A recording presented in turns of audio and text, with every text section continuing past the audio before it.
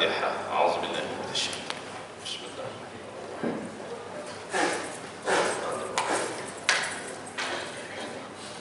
Asta'inu ihdinas siratal mustaqim, siratal ladzina an'amta 'alaihim ghairil maghdubi 'alaihim.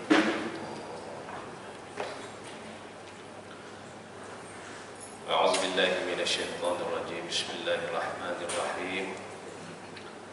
Alhamdulillahirabbil alamin. Wassalatu wassalamu ala Rasulillah wa ala alihi wa sahbihi ajma'in. Subhanaka la ilma lana illa ma 'allamtana innaka antal alimul hakim.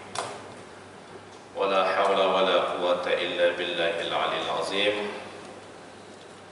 Allahumma iftah 'alaina futuhal 'arifin wa anshur 'alaina rahmataka wa zakirna ma nasina wa 'allimna ma jahilna bi rahmatika ya arhamar rahimin. Rabbi shrah li sadri wa yassir li amri wahlul 'uqdatam min lisani yafqahu qawli. Assalamualaikum warahmatullahi wabarakatuh. Alhamdulillah, syukur kepada Allah Subhanahu wa taala kerana kita dapat duduk dalam majlis zikrullah, majlis ilmu pada hari ini setelah kita selesai salat subuh berjamaah yang merupakan rezeki. Jadi bila kita dapat hadir untuk salat berjamaah ini adalah rezeki yang tergolong dalam rezeki hati, sebab dia berkait dengan iman, berkait dengan tauhid, berkait dengan takwa kepada Allah Subhanahu wa taala yang tempatnya di hati. Tapi walaupun di hati, dia memanifestasikan dalam bentuk zahir. Jadi dalam hati itu dia mendesak kita untuk melakukan dalam bentuk zahir. Alhamdulillah, rezeki lah tu. Moga-moga Allah Ta'ala terima amal ibadah kita dan layaklah kita untuk mendapat ganjaran syurga di sisi Allah. Ingat tak Rasulullah berpesan kat kita, kalau nak minta syurga apa? Syurga Firdaus. Alhamdulillah. Jadi harap-harap nanti kita dapat duduk di syurga Firdaus sama-sama, dan kita akan saling orang kata apa, saksi menyaksikan antara perbuatan kita. Sekurang-kurangnya pagi kita bersama-sama. Kalaulah nanti kalau kita tengok kawan-kawan kita tidak bersama dengan kita, kita rekomenlah ke Allah Ta'ala, hari itu masa di dunia itu kami bersama-sama solat jemaah sama-sama, hadir kuliah sama-sama. Apalah kiranya dalam syurga Firdaus ni pun bersama-sama juga, insya-Allah. Apa khabar semua?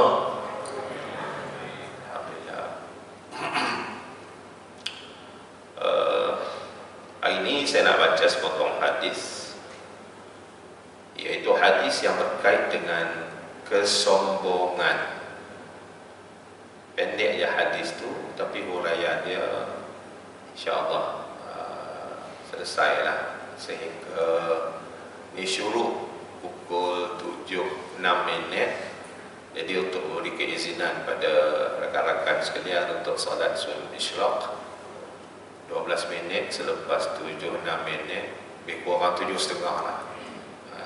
7.30 tu kita dah boleh salat sunat isyraq yang pahalanya Masya Allah, yang Nabi sebut pahalanya seperti mana haji dan umrah secara sempurna. Nabi ulang 3 kali itu, secara sempurna, secara sempurna, secara sempurna. Taman, taman, taman. Jadi ramai kawan-kawan kita hari ini musim cuti pergi buat umrah. Kalau pergi Mekah, pergi Madinah hari ini sopa duduk di fasa 5 Bandar Seri Mahkota, kan? Ramai orang Melayu, ramai rakan-rakan kita, alhamdulillah. Jadi kita yang tak pergi, kita nak pahala seperti mana umrah dan haji secara sempurna. Kita ambillah masa beberapa minit untuk salat sunat isyraq 2 rakaat, dengan syarat duduk dalam masjid selepas salat subuh. Kalau pergi cari roti canai, kena 2 tingkat, 2 keping dulu, itu tak jadi. Yang Nabi sebut tu, siapa yang selesai solat duduk dalam masjid ini tak pergi ke mana, lepas tu masuk waktu syuruk, tunggu sekejap, ya, lepas tu lebih kurang dalam 12 minit begitu. Kalau hari ini dalam 7.30 saat lagi boleh solat sunat isyraq, insyaAllah. Okey, hadis diriwayatkan daripada Ibnu Mas'ud radhiyallahu anhu, di mana Rasulullah sallallahu alaihi wasallam bersabda, la yadkhulul jannata man kana fi qalbihi misqal zarratin min kibr. Mafhumnya, tidak masuk syurga orang yang dalam hatinya ada kesombongan sebesar zarrah. Jadi kita kena didiklah hati kita supaya tidak bersifat sombong. Ya, sifat sombong ni kadang-kadang dipengaruhi oleh beberapa sebab. Antaranya kedudukan kita, antaranya harta kita, antaranya pengaruh kita. Ya, kalau kita tengok sirah dakwah Rasulullah SAW, di mana sasaran dakwah itu ada beberapa kategori. Kategori pertamanya ialah jumhur, yakni orang-orang publik, orang kebanyakan lah. Jadi pengalaman Rasulullah SAW menyampaikan dakwah kepada orang kebanyakan ni lebih mudah. Sebab apa? Orang-orang jongos macam kita ni, golongan marahai ni, kita tidak diikat oleh pengaruh-pengaruh tertentu yang menyebabkan hati kita ni agak sukar untuk menerima kebenaran. Tetapi bila Rasulullah berhadapan dengan golongan-golongan atasan, golongan al-mala, agak sukar untuk mereka menerima dakwah. Sebab apa? Bila mereka menerima dakwah, mereka terpaksa tinggalkan pengaruh yang melekat dalam jiwa mereka. Contohnya kekayaan mereka, kekuasaan mereka, kedudukan mereka, ya, keglamuran mereka. Glamour lah tu kan. Jadi terpaksa ditinggalkan. Ini yang menyebabkan ramai dalam kalangan al-mala ni degil untuk menerima dakwah Nabi SAW. Jadi kita ni kalau kita tak kaya, alhamdulillah. Kalau kaya, alhamdulillah juga. Sebab dengan kekayaan kita itu kita boleh infak. Semakin kaya, semakin banyak hapuan kita di akhirat nanti, Masya Allah. Jadi kita minta doa supaya kaya, supaya murah rezeki, supaya cukup. Tak cukup setakat itu, kena sambung lagi doa kita supaya urusan dunia ini ada linknya dengan akhirat. Ya Allah, Kau bukakanlah pintu rezeki seluasnya untuk kami, Ya Allah. Semoga kami dapat melunaskan tanggungjawab agama Kamu, Ya Allah. Gitu cantik. Jadi apa saja urusan dunia, kalau kita boleh kaitkan dengan akhirat, maka disitulah duduknya barokah ataupun keberkatan. Okey, berbalik kepada hadis kita tadi. Nabi bersabda yang mafhum dia tidak masuk syurga orang yang dalam hatinya ada kesombongan walaupun sebesar zarah. Jadi muhasabah baliklah kita ni ada tak kesombongan dalam hati kita. Kemudian ada sahabat yang bertanya, ada orang yang suka memakai baju yang cantik-cantik, baju yang bagus, pakaian yang bagus-bagus, kasut ataupun sandal yang baik-baik, yang cantik-cantik, yang bagus-bagus. Apakah itu termasuk dalam kesombongan? Lalu Nabi mengatakan, Innallaha jamil yuhibbul jamal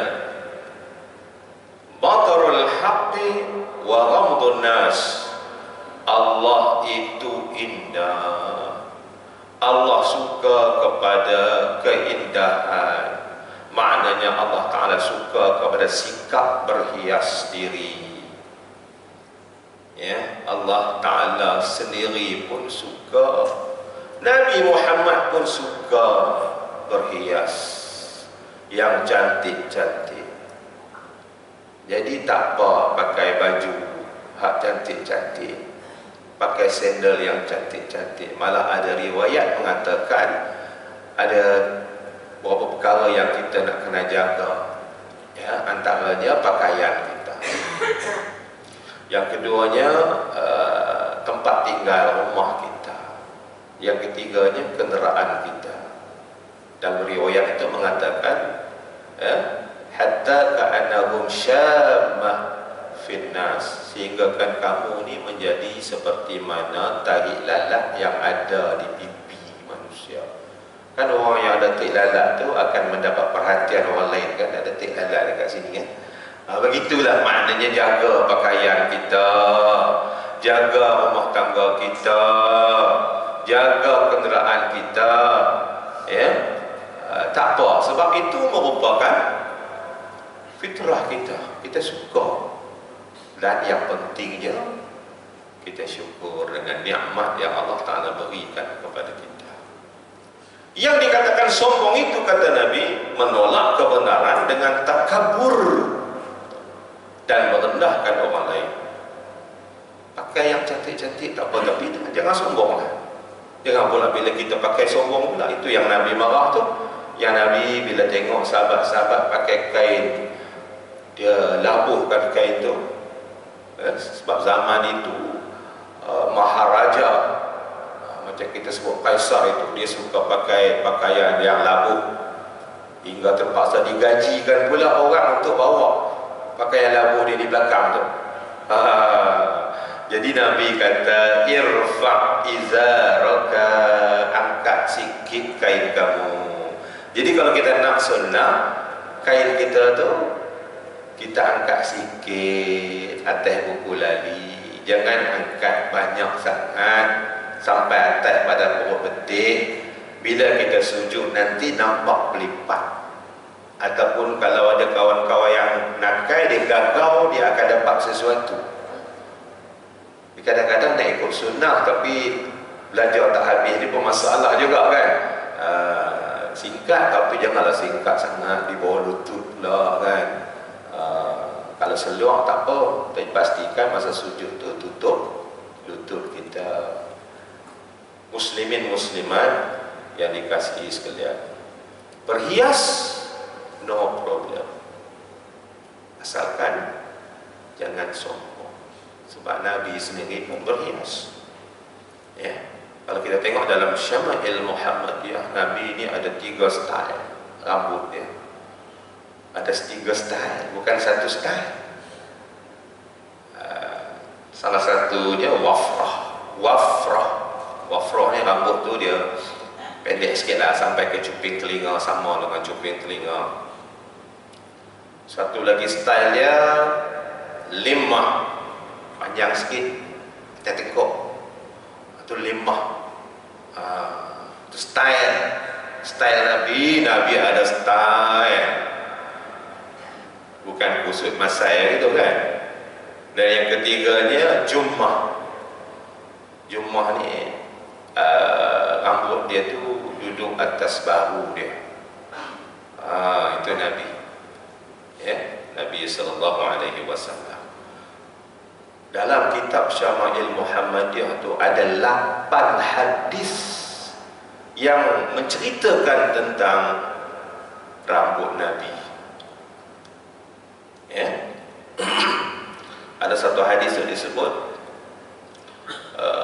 nisfi udhunai, maknanya dekat telinga ni. Itu hadis daripada Anas bin Malik. Dia kata Nabi rambut dia dekat telinga ni, ceping telinga ni bawah ni kan. Dalam hadis riwayat Aisyah, dia kata aku pernah berkongsi mandi satu bekah air lah dengan Rasulullah. Ewah romantik sungguh. Ya. Rasulullah kalau kita tengok dalam hadis, dia tak jarang cerita tentang romantika rumah tangga ni. Yang banyak ceritanya isteri dia, sebab memang itu perangai orang perempuan. Tak percaya, cuba pergi garu belakang rumah kita tengok. Saat lagi dia akan cerita dalam Facebook, alhamdulillah hari ini suami saya tolong garu belakang. Jadi rumah kita ni senang aja, kita nak bodek dia. Kita romantika sikit, tapi tak salah duk cerita ke orang sehingga kan garu belakang tu nak cerita kata ke orang kan. Biarlah orang kata apa, ada privacy sikit hubungan rumah tangga ni. Ini cerita kata kan masa tengah elok kan, dia akan ada angin dia nanti. Ya, ada angin dia nanti, hati dia tak cerita pula. Jaga-jaga ya. Okey. Aisyah kata baginda memiliki rambut yang panjangnya fauqal jummah. Fauqal jummah ni atas bahu lah, panjangnya atas bahu. Dan ada ketikanya wadunal wafrah, di bawah cuping telinga. Itu nak cerita tentang bagaimana Rasulullah SAW berhias. Dia tidak termasuk dalam kesombongan yang kita nak bincang pada hari ini. Muslimin muslimat yang dikasihi sekalian, sombong itu ada peringkat-peringkatnya. Sekurang-kurangnya ada 2 peringkat. Secara umumnya kita bahagikan kepada 2 peringkat. Sombong yang pertama, sombong yang bertentangan dengan iman. Yang ni yang perlu kita jauhi, yaitu sombong yang menghalang orang untuk menerima kebenaran agama lah. Jadi kadang-kadang kalau sombong tu dia tak boleh nak terima kebenaran agama. Kesombongan ini yang membuatkan mereka sama sekali tidak diizinkan masuk ke syurga Allah yang Nabi sebut ya, kesombongan walaupun sebesar zarah itu. Inilah kesombongan yang ada pada orang kafir yang menyebabkan mereka tidak mahu beribadah kepada Allah, seperti mana yang sejarah di zaman Rasulullah SAW. Rasulullah bawa agama kepada mereka, tapi mereka tolak. Kenapa? Kerana kesombongan. Seperti mana yang disebut dalam Al-Quran, ya, dalam surah Ghafir ayat yang ke-60. Innal ladzina yastakbiruna an ibadati sayadkhuluna jahannama dakhirin. Sesungguhnya orang-orang sombong sehingga tidak mahu beribadah kepadaku, mereka akan masuk neraka jahanam dalam keadaan yang sangat hina. Jadi masuk neraka sebabnya apa? Kesombongan. Begitu juga dengan iblis. Kan kesombongan iblis kan, ketika mana diperintahkan supaya sujud kepada malaikat, wa iz qulna lil malaikati isjudu li adam fasajadu, bukan malaikat, Nabi Adam disuruh sujud kepada Nabi Adam. Illa iblis aba wastakbara wa kana minal kafirin, dalam surah Al-Baqarah ayat yang ke-34. Ya. Ingatlah ketika kami berfirman kepada para malaikat, sujudlah kamu kepada Adam, maka mereka pun sujud kecuali iblis. Kenapa? Sombong. Kenapa sombong? Sebab dia lebih hebat berbanding dengan Adam. Dia lah kata, khalaqtahu min tin. Nabi Adam tu kamu jadikan dia daripada tanah. Wa khalaqtani min nar. Sedangkan aku daripada api. Jadi mana lebih hebat? Tanah dengan api? Dah tentu api lebih hebat berbanding tanah. Jadi kenapa aku nak buat kerja bodoh, nak sujud pula kepada tanah, kepada Nabi Adam? Sombong dia. Ya, kerana kesombongan. Begitu juga dipaparkan dalam Quran tentang kesombongan Fir'aun. Wajahadu biha wastayqanatha anfusuhum zulman wa 'uluwa. Surah An-Naml ayat ke-14. Mereka, yakni Fir'aun dan pengikutnya, mengingkarinya. Maknanya mereka mengingkari Nabi Musa alaihi salam itu kerana zulman, kerana zalim dan uluan. Dia rasa diri dia tu tinggi, sombonglah tu. Padahal hati mereka meyakini kebenaran itu. Kadang-kadang orang yang sombong ni, hati dia menerima kebenaran itu, tapi kalah dengan kesombongan. Ya, seperti mana kesombongan Yahudi, sehingga mereka menolak syariat para nabi. Mereka menolak syariat setiap nabi yang tidak ngam dengan kehendak nafsu mereka. Jadi mereka select dulu yang mana yang sesuai, okey. Yang tak sesuai, reject. Afakullama ja'akum rasulun bima la tahwa anfusukum.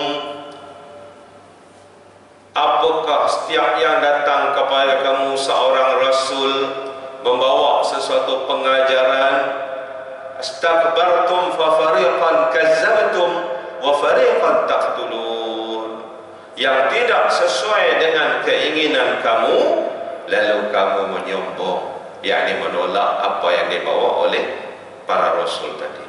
Maka beberapa orang di antara mereka kamu dustakan, malah sampai ke peringkat kamu membunuh mereka.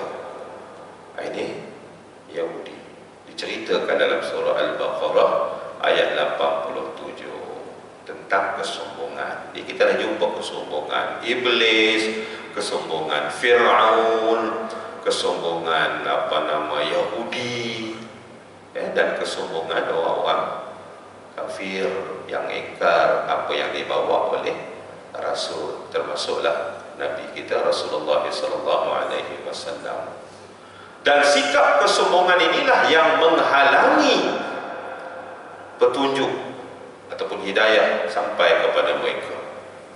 Kalau kita tengok dari segi sirah, dari segi sejarah, bagaimana orang-orang kafir Quraisy, pemuka-pemuka kafir Quraisy ini, mereka nak cuba untuk bendung dakwah Nabi SAW. Mula-mula dilakukan secara diplomasi. Mereka pergi jumpa dulu bapa saudara Nabi Abu Talib. Sebab apa? Sebab Abu Talib inilah yang banyak melindungi Rasulullah SAW dari segi perjuangan dakwahnya. Walaupun ada pandangan yang berbeza di antara Abu Talib dengan Rasulullah SAW, tapi Abu Talib sayang kepada anak saudara dia. Lalu mereka pakat pergi jumpa Abu Talib, secara diplomasi, tapi tak jalan juga. Secara diplomasi tak jalan, mereka gunakan kekerasan, kekasaran. Misalnya diberi gelaran-gelaran yang buruk kepada Nabi Muhammad, seperti apa? Tukang sihir, seperti tukang tenung. Tukang tenung ni benda tok bomo lah, gitu. Ataupun orang gila. Tujuannya apa? Tujuannya adalah untuk menjauhkan manusia daripada dakwah baginda Rasulullah SAW. Jadi salah satu kaedah supaya manusia tidak menerima dakwah itu, mereka burukkan pribadi Rasulullah SAW. Kalau dalam konteks hari ini orang sebut membunuh karakter. Jadi salah satu cara supaya orang Quraisy ini tidak menerima dakwah Nabi, mereka usaha untuk membunuh karakter Nabi SAW. Tapi bolehkah mereka nak memadamkan cahaya Allah? Dalam Quran menjelaskan, yuridu ayyutfi'u nurallah, mereka hendak memadamkan cahaya agama Allah biafwahihim, dengan mulut mereka, yakni dengan ucapan-ucapan mereka, tetapi Allah menolaknya, malah berkehendak menyempurnakan cahayanya, walaupun orang-orang kafir itu tidak menyukainya. Surah Taubah ayat 33. Ayat yang memberi sumber inspirasi, memberi ketenangan kepada Nabi SAW dan juga kepada orang yang berjuang mewarisi perjuangan Nabi SAW. Bila kita berdakwah, kita bawa agama Allah, maka jangan risau, sebab Allah Ta'ala akan menyemarakkan cahaya agamanya walaupun ada orang yang tidak suka. Surah Taubah ayat 33. Mengapa mereka begitu gigih melakukan permusuhan itu? Kalau kita tengok dalam kalangan orang Quraisy ni, apakah mereka ni tak faham Quran sehingga kan mereka memulau apa yang dibawa oleh Nabi? Disebut dalam Quran, yang memulau Al-Quran itu bukan orang lain. Inna qaumi ittakhadhu hadzal Qur'ana mahjura. Kaum aku sendiri tu, Abu Jahal dan kuncu-kuncu dia, aku bawa Quran, mereka tolak. Rasulullah mengadu kepada Allah Subhanahu wa taala. Ya, sebenarnya dalam kalangan orang-orang Arab ni, mereka secara semula jadinya faham bahasa Arab. Bukan tak faham bahasa Arab. Maknanya apa yang disampaikan oleh Rasulullah SAW itu bukannya sihir, bukannya tok bomo tenung nasib tadi, bukannya orang gila. Ini bahasa yang memang betul-betul yang indah, yang daripada kesusastraan bahasa Arab. Sebab mereka pun memanglah orang Arab Quraisy ni, mereka dengan bahasa memang sangat minat, sehingga kan diadakan pertandingan syair. Syair-syair yang menang itu akan digantung di dinding Kaabah. Hebat sungguh orang Arab ni dengan bahasa, dengan syair. Syair ni benda, ini bahasa-bahasa indah lah, macam sajak begitu kan. Dia bukan cukup suka. Arab ni yang berpecah-pecah, mereka boleh bersatu kerana syair. Ingat zaman 70-an dulu kan, orang Arab ni mereka bergaduh, tapi mereka boleh satu, duduk sama-sama dalam dewan konsert Siti Fairuz ataupun Umi Kalthum. Ingat tak tahun 70-an dulu kita pagi-pagi buka radio kan, sementara nak pergi ke Telaga Mandia yang sejuk tu, pasang radio Arab lah. Rupanya lagu tu lagu cinta. Yang menyanyi pula Fairuz ni Kristian, bukan Islam. Tapi asalkan nak masuk waktu sebelum azan, dia lagu Arab, kita meleleh Allah. Syu'ur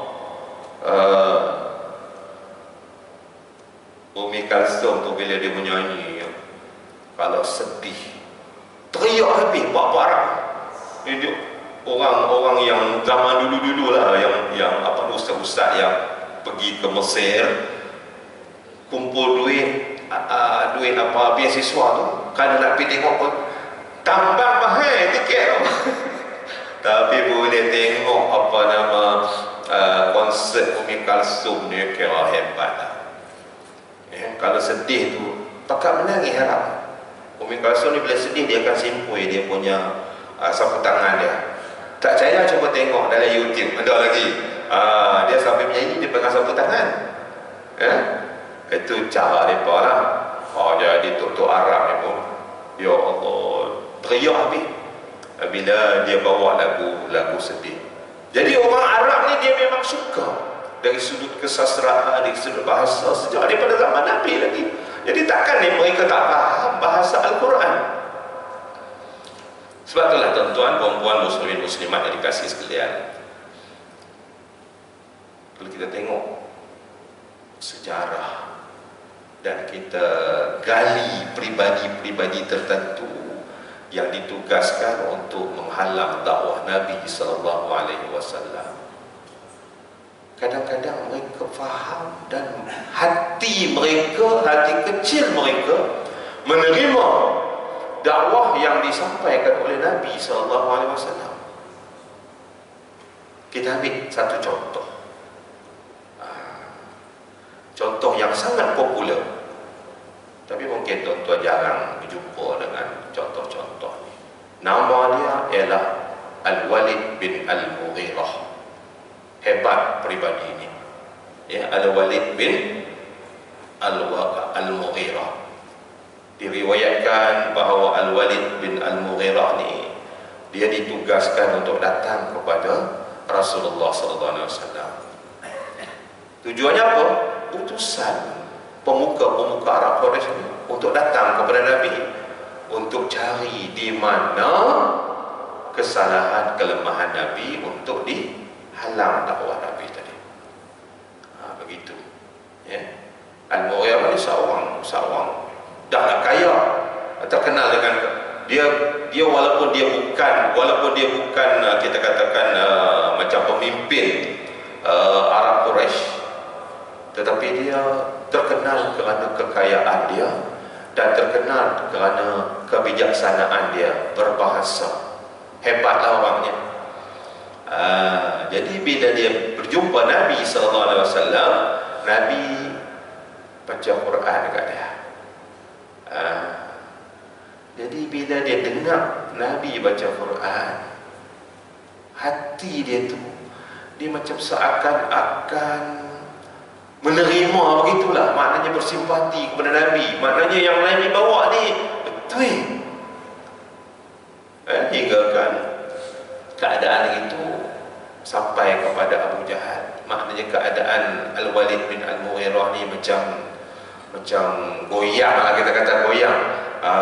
Ataupun orang kampung saya kata kalih dah pakcik ni, ya.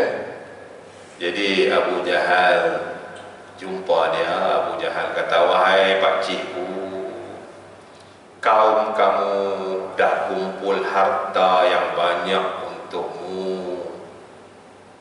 Al-Walid bin Al-Mughirah bertanya, untuk apa? Kenapa dia tanya untuk apa? Sebab dia sendiri pun duit berlampak-lampak dah, duit banyak dah, orang kaya kan.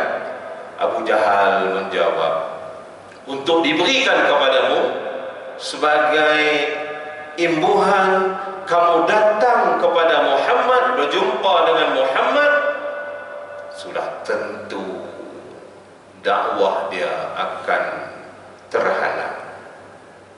Kerana apa? Kerana Al-Walid bin Al-Mughirah ni dia punya strategi dia memang hebat.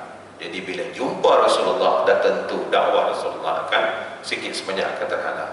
Itu kata Abu Jahal. Itu yang menyebabkan kami kumpul duit nak serah kepada kamu, sebab kerja kamu adalah kerja yang hebat, nak halang Nabi, nak halang Muhammad itu. Lalu Al-Walid berkata, apa yang harus aku katakan? Demi Allah mereka pun percaya juga kepada Allah, tapi sesat. Dia kata, demi Allah, tidak ada seorang pun dalam kalangan orang Quraisy ini yang lebih faham bahasa daripada aku, yang lebih faham syair-syair daripada aku. Oh, dalam lafaz itu disebut lebih faham tentang rajasnya. Rajas ni macam lenggok bahasa, apa nama itulah, macam syair-syair Arab ni kan. Orang yang bermain dengan bahasa ni dia faham lah. Dia kata tak ada seorang pun yang lebih bijak dalam hal ini berbanding dengan aku. Hatta kalau bertanding syair dengan jin pun dia boleh menang. Hebatnya Al-Walid bin Al-Mughirah. Demi Allah, perkataan Muhammad itu tidak menyerupai semua itu. Demi Allah, ucapan yang diucapkan itu sangat indah, sangat sedap didengar. Sesungguhnya perkataan yang diucapkan oleh Nabi Muhammad, oleh Muhammad itu, dia tak sebut Nabi lah kan, dia sebut Muhammad lah. Oleh Muhammad itu dibuat macam perumpamaan. Di sebelah atasnya berbuah lebat, di sebelah bawah akarnya itu terendam dalam air. Maknanya subur, cantik, subur bahasa dia. Ucapan yang sangat tinggi yang tidak boleh ditandingi apa yang diucapkan oleh Muhammad itu. Malah boleh meleburkan semua perkara yang di bawah. Itu kata Al-Walid bin Al-Mughirah, ya. Lalu Abu Jahal kata, kaummu tidak akan senang sehingga engkau mengatakan sesuatu tentang Quran. Hang kena kata juga tentang Al-Quran ni. Banyak dah duit habis dekat hang ni. Hang kena sebut juga sesuatu tentang Al-Quran untuk menimbulkan rasa kebanggaan kaum kamu. Lalu Al-Walid kata, nantilah aku nak fikir sah. Bagi masa untuk aku fikir. Setelah tu apa dia kata? Tengok macam mana orang yang sombong ni. Dia kata, apa yang Muhammad cakap itu tidak lain adalah sihir yang dipelajarinya daripada tukang-tukang sihir yang lain. Penyudahnya. Baik kawan tengok okey lah. Tengok macam okey lah kan. Tapi kenapa? Kesombongan tadi. Kemudian turunlah ayat. Zarni wa man khalaqtu wahida wa ja'altu lahu malan mamduda wa banina syuhuda. Ini pun ayat yang menghiburkan hati Rasulullah SAW. Biarkan aku bertindak terhadap orang yang aku sendiri ciptakannya. Al-Walid bin Al-Mughirah ni aku yang ciptakan dia, kata Allah Ta'ala. Jadi serahkan urusan itu kepadaku, kata Allah. Maknanya Allah Ta'ala nak pujuk Nabi SAW. Al-Mughirah ni masa mai awal-awal tu tengok rasa macam tak setuju dengan aku. Tiba-tiba lah sekali dia pantai balik. Dia kata aku tukang sihir pula. Lebih kurang gitulah kalau saya nak dramatikkan dalam bahasa Bukit Mahkota Fasa 5 ni bagi mudah faham. Lalu turun ayat macam memberi kekuatan jiwa kepada Nabi Muhammad SAW. Biarlah aku yang bertindak ke atas orang yang telah aku ciptakan ini. Maknanya serah kepada Allah Ta'ala lah. Itu pribadi yang pertama. Nak cerita kata kesombongan itu akan menolak kebenaran. Kita tengok kisah yang kedua, pribadi yang kedua, nama dia Utbah bin Rabi'ah. Utbah bin Rabi'ah. Ada riwayat yang mengatakan Utbah bin Rabi'ah ini ditugaskan untuk bertemu Rasulullah SAW. Pada suatu hari kaum Quraisy berkumpul, lalu mereka buat satu mesyuarat tergempar, ambil satu keputusan. Kita cari dalam kalangan orang Quraisy ini siapa yang paling alim dalam bidang sihir ni. Yang paling alim dalam bidang perdukunan ini, yang paling alim dalam bidang syair. Jadi orang ini kita tugaskan pergi jumpa Muhammad. Sebab apa? Muhammad telah memecah belahkan persatuan kita, mencerai-beraikan urusan kita, mencela agama kita.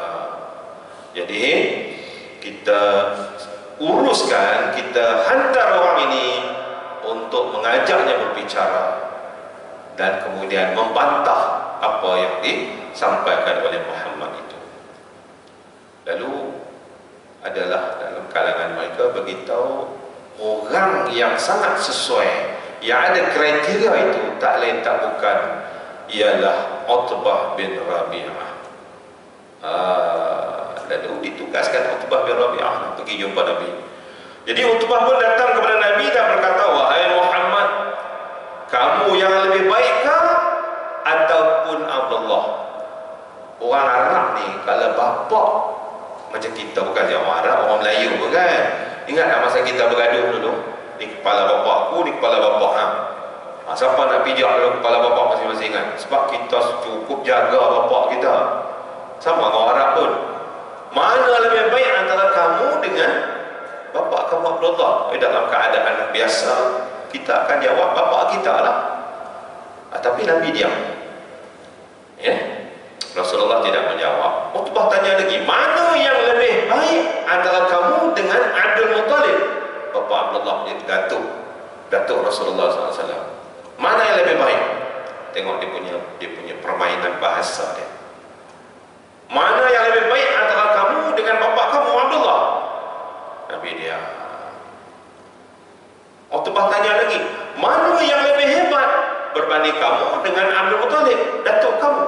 Pun Nabi dia. Kemudian Nabi kata, dah selesai kau? Macam kita lah kan, bila kita orang tu tanya-tanya kita tu, kita tanya dia balik, dah selesai dah kau? Mana yang bagi aku lah pula cakap. Lebih kurang gitulah. Utbah kata, okey yang aku saja aku nak cakap. Utbah kata, kalaulah mereka lebih baik daripada kamu, sebab jawapan dah tentulah bapa ataupun datuk lebih baik kan. Mereka adalah orang yang mencela Tuhan kamu. Kalau kamu kata Abdullah dan Abdul Muttalib itu lebih baik, mereka bukan menyandang apa yang kamu bawa ni. Kalau kamu kata kamu lebih baik daripada mereka, habaq maisat apa benda? Lebih kurang gitulah. Tolong cakap supaya kami boleh mengetahui kebaikan itu. Lebih kurang macam itulah. Sebab apa? Sebab kami nak tengok kau ni teruk sangat dah. Tak ada seorang pun dalam kalangan orang-orang Arab Quraisy, masyarakat kami, yang tak meluat, tak jelak dengan kamu. Jadi hari ini kita buat penyelesaian, kita buat penentuannya. Kemudian Rasulullah SAW membacakan ayat ini, surah Fussilat ayat 1 hingga ayat 3. A'udzu billahi minasyaitonir rajim. Bismillahirrahmanirrahim. Hamim, tanzilun mir rahmanir rahim. Kitabun fussilat ayatuhu Qur'anan Arabiyyan liqaumin ya'lamun. Hamim, diturunkan dari Rabb yang Maha Pemurah lagi Maha Penyayang. Kitab yang dijelaskan ayat-ayatnya, yakni bacaan dalam bahasa Arab untuk kaum yang mengetahui, sehinggalah sampai kepada ayat fa in a'radu faqul anzartukum sa'iqatan misla sa'iqati 'adin wa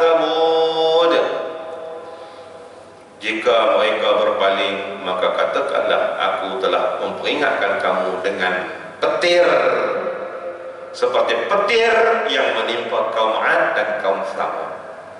Ada dalam riwayat yang mengatakan bila Nabi baca yang ni, Utbah pegang mulut Nabi, cukup. Tak larat nak dengar dah. Muslimin muslimat yang dikasih sekalian, ada juga riwayat yang mengatakan Utbah tak balik kepada keluarga dia, tak dia pergi ke mana dah, menyembunyikan diri dia. Sebab ayat ini sangat memberi, kita katakan, kesan pada jiwa Utbah. Hebat ayat Quran ini. Jadi bila Utbah didatangi oleh Abu Jahal, oleh pemuka-pemuka Arab Quraisy, ya, mereka bertanya Utbah, bahasa dia lebih kurang gini lah, Muhammad kata apa, Muhammad jawab apa, lebih kurang gitulah, ya. Utbah menjawab, demi Allah yang menegakkan bukti, saya tidak memahami apa yang diucapkan selain peringatannya kepada kamu semua tentang petir seperti petir pada zaman 'Ad dan Thamud. Bukan maknanya dia kata tak hati apa, tapi lafaz hak paling orang kata masuk ke dalam jiwa Utbah itu bila Nabi sebut petir seperti mana petir yang ditimpakan kepada kaum 'Ad dan Thamud, ya.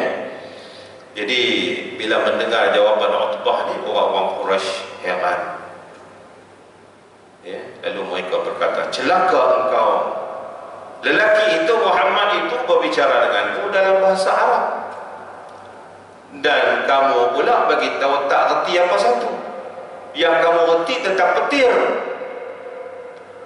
Utbah bagi tahu, aku suruh Muhammad berhenti melafazkan itu sebab aku bimbang petir itu akan datang menyambar kamu semua. Muslimin muslimat yang dikasih sekalian, ya.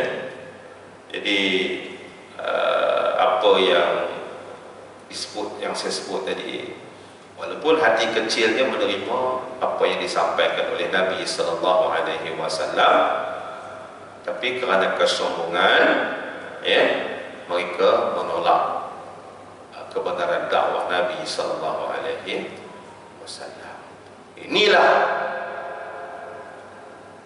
malapetaka ataupun buruknya sifat sombong, sehingga boleh menghalang petunjuk, boleh menghalang kebenaran sampai kepada kita.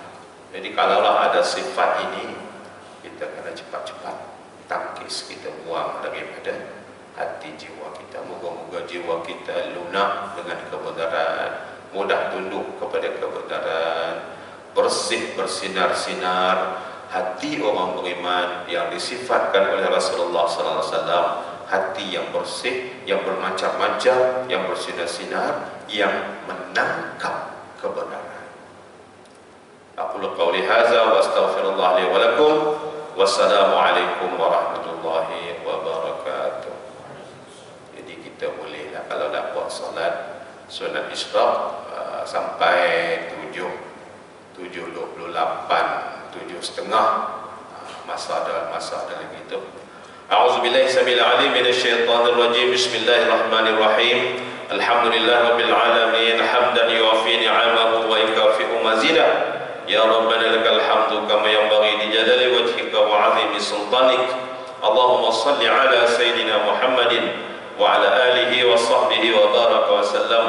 Rabbana 'alaika tawakkalna wa ilaika adabna wa ilaikal masir. Rabbana atina fid dunya hasanah fil akhirati hasanah wa qina adzabannar. Sallallahu ala sayyidina Muhammadin wa ala alihi wa sahbihi ajma'in. Alhamdulillahi rabbil alamin. Taqabbalallah